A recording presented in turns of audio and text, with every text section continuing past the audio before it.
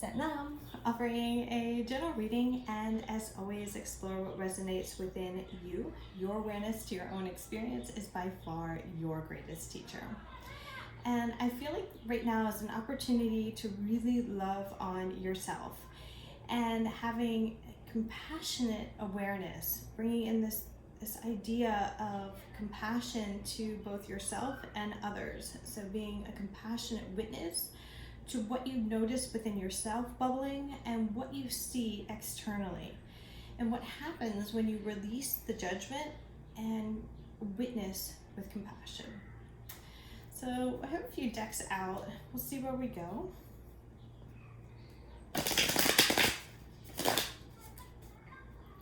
There might be more to learn and more doors might open once you start feeling it out rather than thinking it out.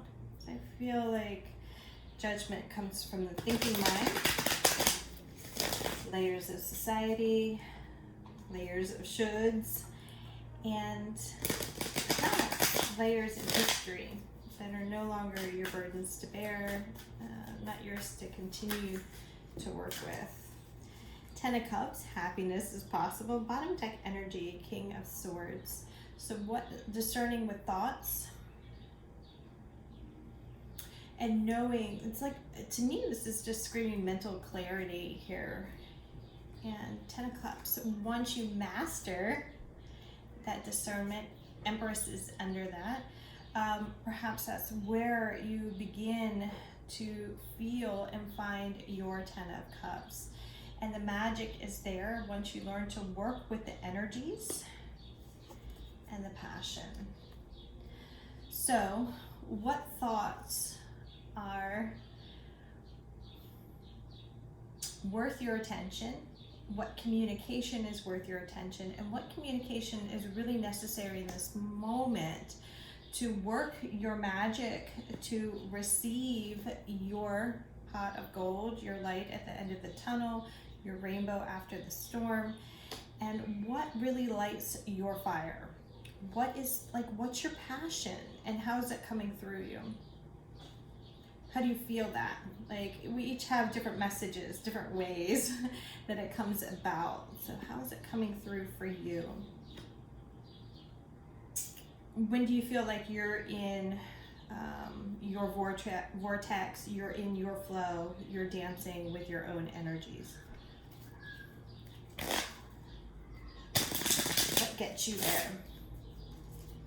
And is there like a deeper calling, and maybe it's time to put on this hat and work your magic and really start to manage, like in the material, start slashing through what isn't yours to keep with you and start communicating. It's different than like setting boundaries energy. This is more of like stepping into your power, which is interesting with the Empress. So the Empress is more like that fertile grounds. Next is the High Priestess.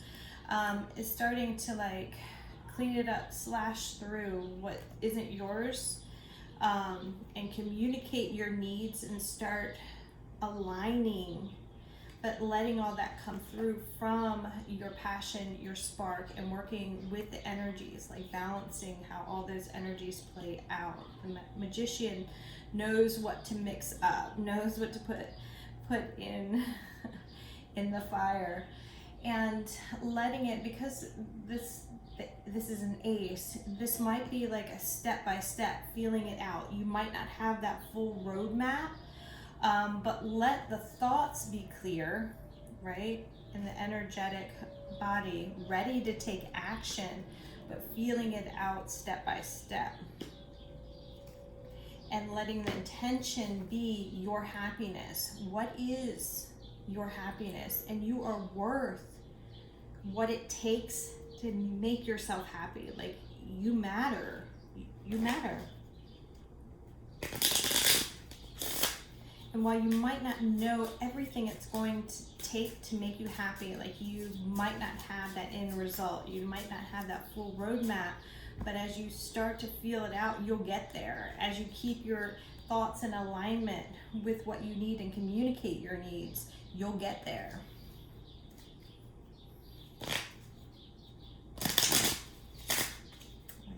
be that, step into your own power. I'm surprised we're not saying like the Emperor energy, but like really be willing to work your own magic. And you know, the king wants to come through, so that power is there. Again, the Empress is next, and so is the High Priestess. Like, it's all coming through, but it's really taking that initial step and working with. And the word inertia is coming out again. It was coming out earlier today. Like, the ball is rolling, the ball is in your court, perhaps, or the energies are in your favor, but it's up to you to work with it, to feel it out, to cultivate anew. And what is in alignment with your happiness? And part of the thoughts, okay, now I understand why this deck was calling out. The reason I pulled this deck out. So if the swords are about our thoughts, and our king is our manager, managing those thoughts, what thoughts need your energy and which don't? Which thoughts are in alignment with what lights your fire and what doesn't? Are you going to focus on perceived imperfections, or accept what is and keep growing? If you notice on this deck, I didn't purposely create it out of balance. It's a little crooked, but like, who decides what a 90 degree, like, who decides this? I started to say 90-degree angle because it's in an Annie DeFranco song. She says that. Who says I like right angles? These are not my words. These are not my roles. So really laying your own foundation and accepting your own truth, your own passion, rather than staying boxed into what you think you should be, perceived limitations, perceived imperfections. Bottom deck energy is this King of Clubs. The Fool, being ready to embrace not only a new energy, but managing the energies from a new standpoint, okay? So this might be like clearing house, but recognizing when there is a new energy coming in for you, recognizing when there is an opportunity to take a new step. And the sun is really standing out, so working toward your happiness. And your growth is in your hands, step by step, and managing the emotional undercurrents of and understanding what might have been a perceived limitation in the past can be layers from the past that needed healing, not only within yourself, but within either your family lineage or some sort of past life trauma. I don't know why. There's no need for revenge in healing that. It's about bringing this loving awareness to it and seeing it through that healing. And the stump makes me think of the giving tree. So setting new roots, new foundation, managing setting new boundaries, and these are more energetic boundaries of what you give energy to. Your thoughts, words have energies, have frequencies, and what is in alignment with your happiness, what is in alignment with your new beginning, with the passion that you want to see through. Like, you're being handed a magic wand and saying, what do you want? What makes you happy? And are you willing to risk your comfort zone for your own happiness? Like, you have everything within arm's reach, and you're within your field to make it happen, to shine brighter, and let your load get lighter. Like, you don't have to carry, the Fool doesn't have much, like, physically, right? And the King of Clubs, he's not carrying, he's managing energy. So really kind of working that manifesting energy in it. It feels like it's past the point of manifesting, because I don't see like any threes. We're seeing King, Magician, 10. So really it's like the silver platter is here for you, and will you see it through and keep working with it?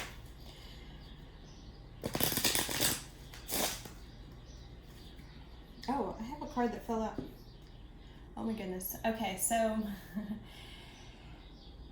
eight of spades is about like feeling trapped. In the traditional Rider-Waite, there's a woman with blindfolds, so not seeing the truth. And there's swords around her, thoughts around her, getting toiled. So you see the two of spades, the two of swords. It's like bouncing back and forth between two thoughts, not getting, not moving forward because you're just like a ping pong ball in your own head. Well, the Eight of Swords is like all the thoughts have gotten so out of control that you feel like you're stuck, right? Well, really, we're not stuck in the framework of how society wants us to portray or what judgments society has for us. And really, like Dorothy with her red slippers, is you have the ability to come home within yourself and take a step. That you don't have to take on the shame or limitations, perceived failures. You don't have to take that on as a burden. You can lighten your load and step forward anew. It's your journey. It's your yellow brick road, and you get to decide what is right for you. You get to decide what you keep in your emotional body. You get to decide what lights your fire, what you will follow. You decide how you will work with your energies, and you choose your words, you choose your thoughts, you choose your actions. It is up to you to empower yourself. Society might want to disempower you, or you might be feeling like you're in a position of disempowerment, but really you have the opportunity. It's a golden opportunity for you to empower yourself to step forward outside of your comfort zone and love yourself even more. So I also have the Marilyn deck. This has been calling out a lot, and really there are individuals who've paved the way. We know a lot more than we used to know about mental illness, suicide, trauma, sexual assault, and we're definitely opening doors to the human experience of sexuality and gender. There's far more freedom of expression, and really just honoring that there are others who have paved the way for us to be who we are today and like explore the human experience on a broader scale than in the past. And it is through others that we have the opportunity to learn and grow. And can you allow that opportunity for growth with compassion rather than judgment? And we might not always want to be boxed into the experience and play the game. What if you get to decide what step you take? What will it be?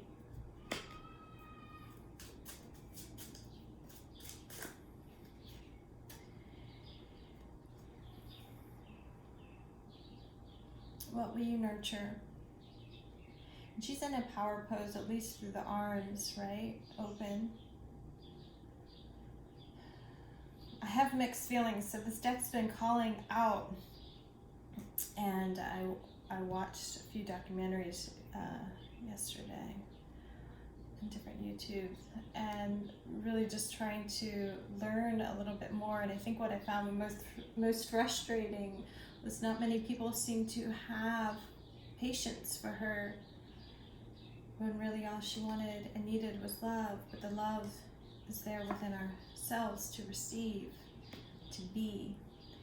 And she's showing up as the 3, honing skill set, and the Queen, capable of manifesting, capable of bringing into the material realm, capable of being heard, felt, seen, and seen through.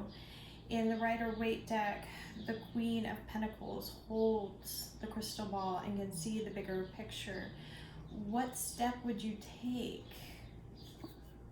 if you could see that bigger picture? And can you sit with yourself in a loving energy to see the bigger picture and start to work with what steps you can take in the material realm. And it begins with the way you think and what you bring in the material realm, or what you decide you no longer want in your field. Like, what will you accept? And you don't have to accept what you once did. It's a new beginning here with the King and the Fool and the Ace.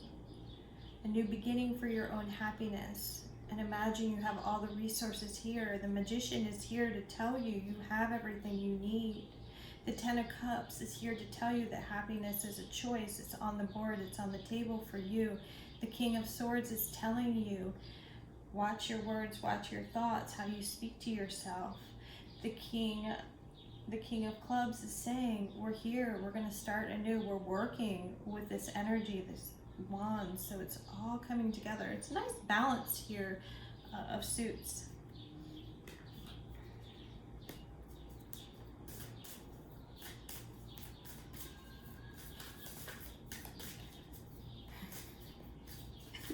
Their high heels, I'm sorry, I'm laughing. High heels are standing out. I'm just never good at walking in high heels.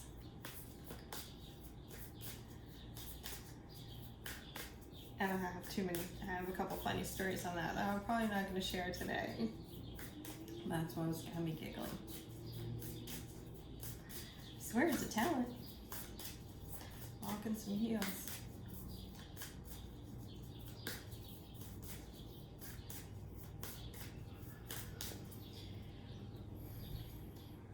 Okay, so then the feet and the Fool stood out after that. So it's a talent to work with your own energies, be you, and take that step forward. It takes courage. The next bottom deck energy is another 3.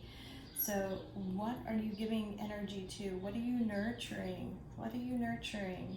And how is Spirit helping you with that?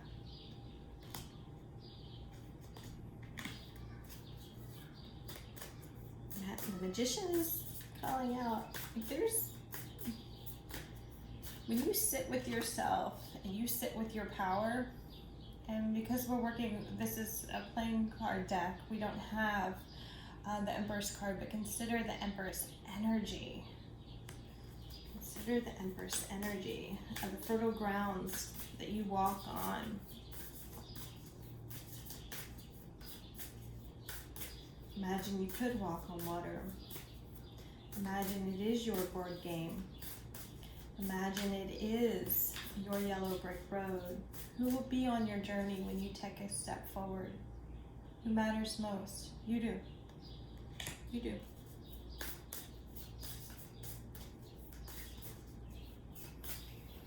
The pink feather is standing out. Flamingos. Flamingos, I think they nest with the same sex. I don't know that much about birds. I did read like the myth of monogamy, and the one thing I liked about that book is it went through different ways that like looked at animal behavior and what can we learn from animal behavior and what's natural for us and what's not.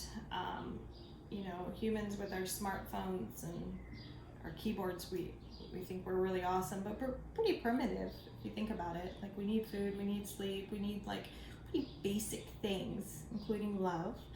And